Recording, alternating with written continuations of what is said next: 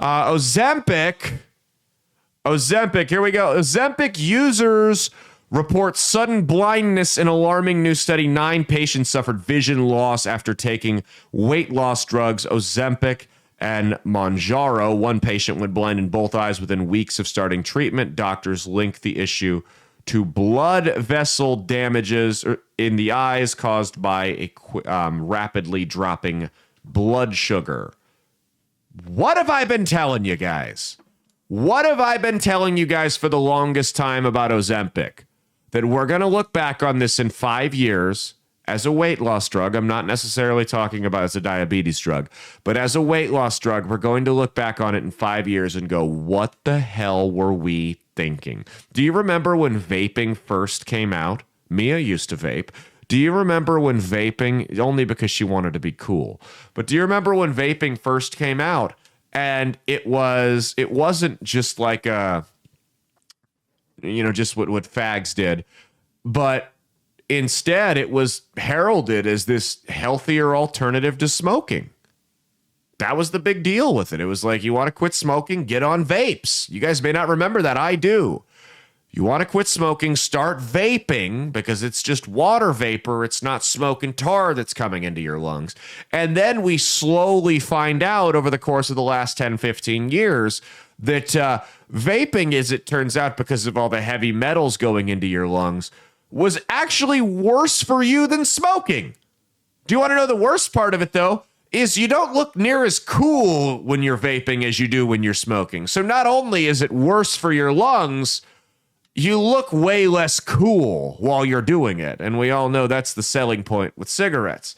So this is just the... Loser! You're a loser! This is just the modern day weight loss version of vaping versus smoking. Guys, I know that you read these left-wing magazine publications that tell you here's why lifting weights and doing cardio will actually kill you faster.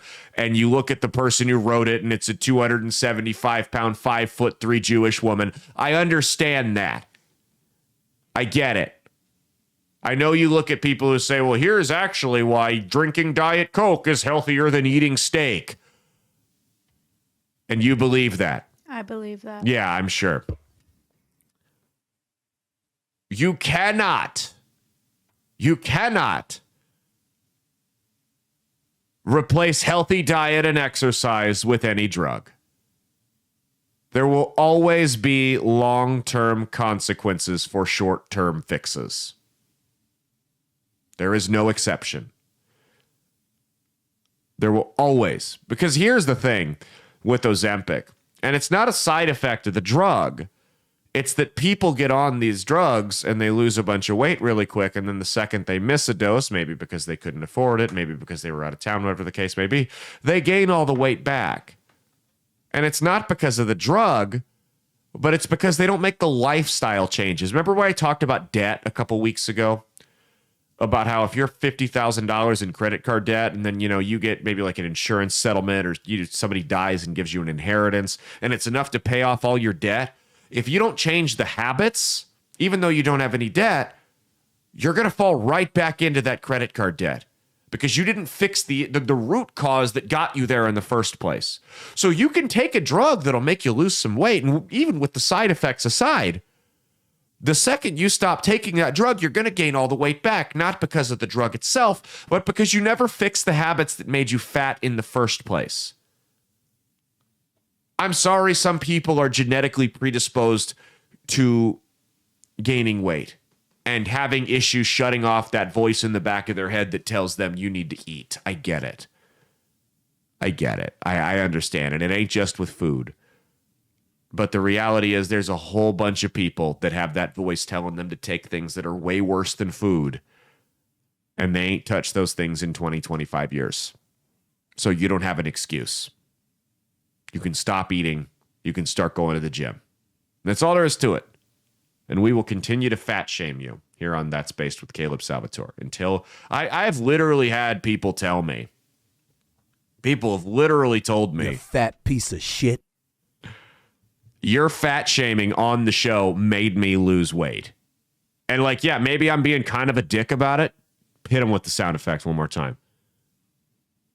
You fat piece of shit. Maybe I'm being kind of a dick about it, but I'm doing it because I love you. And that's the only way I know how to do it, is to be an asshole to you guys about it. You got, like, I'm down 35 pounds since last year. The reason I lost a bunch of weight is because someone in the comments made a nasty comment about my weight on YouTube or Rumble. I don't remember. But I was like, damn, he's not wrong. And I lost a bunch of weight. Fat shaming works. It's necessary. We need to keep doing it. Hit him one more time with it. You fat piece of shit.